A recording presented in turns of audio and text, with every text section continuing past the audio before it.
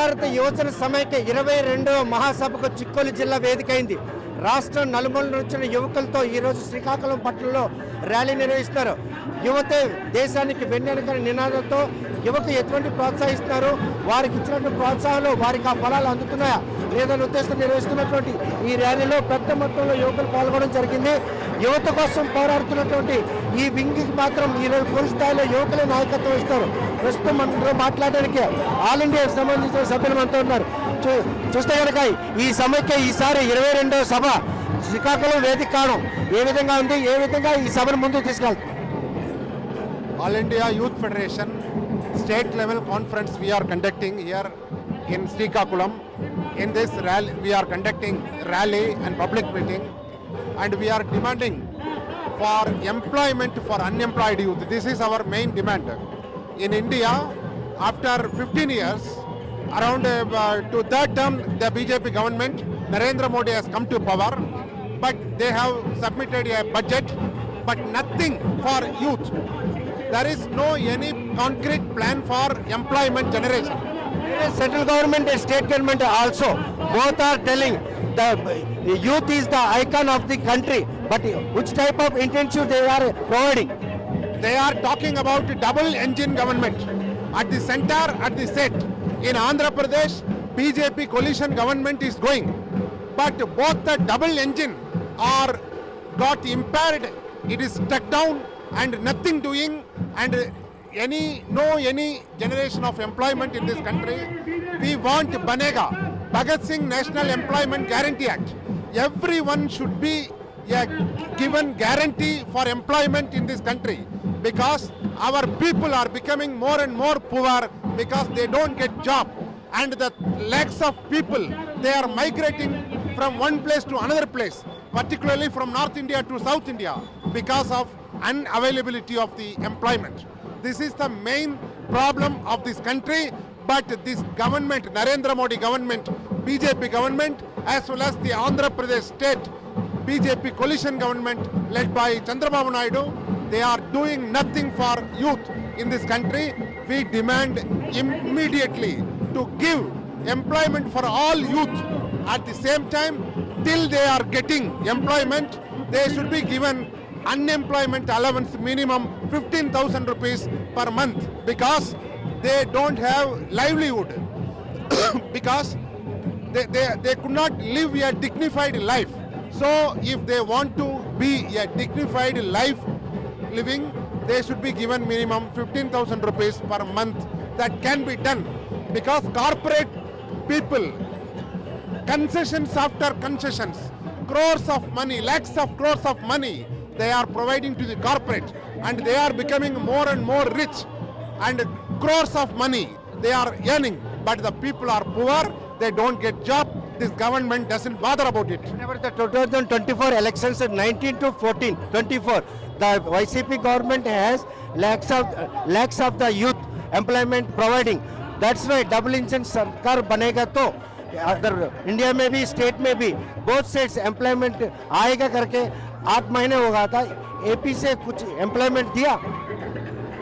Andhra Pradesh, now the Chandrababu Naidu government has taken charge.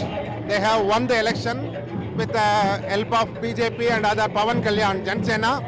But this government, any concrete or constructive activities, nothing doing, because this government also collaborating with the BJP, and they don't bother about employment. We demand immediately create jobs for all youth and education, and at free of cost the education should be given, and the people, if they given employment and education and health at free of cost, then people can live a dignified life. AIYF సందర్భంగా సభలకు హాజరైన వారు మాత్రం ఇటు కేంద్ర రాష్ట్ర ప్రభుత్వాలు double engine సర్కార్గా చెప్పుకుంటున్నారే తప్ప యువతకు ఉపాధి కల్పనలో కానీ 1500 రూపాయల నిరుద్యోగ వృత్తి కల్పనలో కానీ ఫెయిల్ అయ్యాయి. వాటిని అమలు చేసేంత వరకు కూడా తమ పోరాటం చెప్తాం. ప్రస్తుతం చూస్తే కనుక ఈ విషయంలో యువతను ఇంత నిర్లక్ష్యం చేస్తున్నటువంటి కేంద్ర రాష్ట్ర ప్రభుత్వాల వైఖరిని ఏ విధంగా చూడాలి? నిరుద్యోగ వృత్తి అమలు చేయడానికి 8 నెలలు అయినా కూడా కూటమి ప్రభుత్వానికి ఇంకా సమయం సరిపోలేదా?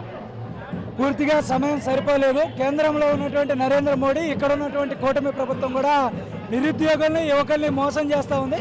ఏటా కూడా లక్షలాది మంది నిరుద్యోగులు చదువు పూర్తి చేసుకొని ఉద్యోగాల కోసం రోడ్ల మీదకి వచ్చినటువంటి పరిస్థితి. ఈ రాష్ట్రంలో ఉద్యోగ ఉపాధి అవకాశాలు లేక బయట రాష్ట్రాలకి వలస వెళ్తున్నటువంటి పరిస్థితి. రాష్ట్రంలో సిక్కోలు ప్రాంతానికి దేశంలో కూడా వలస ప్రాంతంగా ఒక పేరుంది. అటువంటి ప్రాంతాల్లో అఖిల భారతీయ యువజన సమైక్య AIYF 22వ రాష్ట్ర మహాసభలు జరుపుకుంటున్నాం.